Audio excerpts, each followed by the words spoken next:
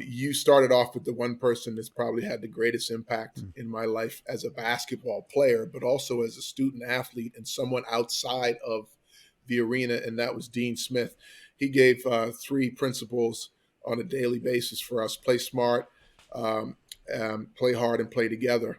That was something that I incorporated in life in general. I'm grateful for my father, who was an example of action, very stoic, just went about his day, suited up, showed up. Sometimes the hardest thing to do when life is just delivering you, the toughest blows is, can you still have a mind over matter or mind over the moment? And so the thing that's unique about each of those individuals that isn't celebrated as much, whether they were a coach like Phil Jackson or a player, Phil was a coach and a player, but you mentioned the likes of Kobe and Shaq, the likes of Larry Bird, Kevin McHale, Robin Parrish. I mean, you went on a long list, Jerry West.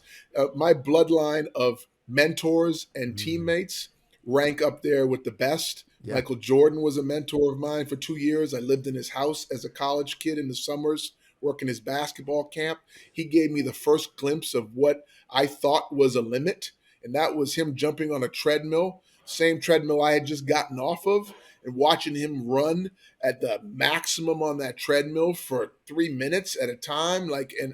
It just, the limits with which you can push your mind, your body to reach heights that even you as a professional athlete might think are possible. I always tell people all the time, I was probably one of the best 400 athletes in the world at basketball for 13 years. Okay, that's a long time.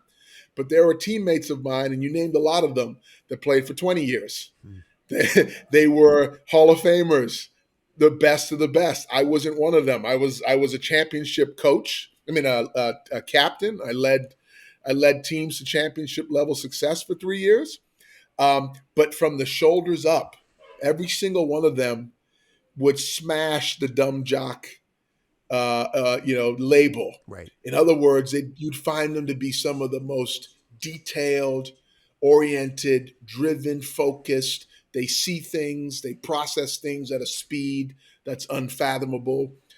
They have a willingness to go to heights and limits that people would normally pause and not push through. They have an ability to have a mind over body, that to block out the pain, the discomfort, and still push through. And I'll say the one thing we were all cursed with, and whether it was a father or a mother or some mentor along the way in all of our lives, we were cursed with both positively and negatively. It's that gene of it's not enough.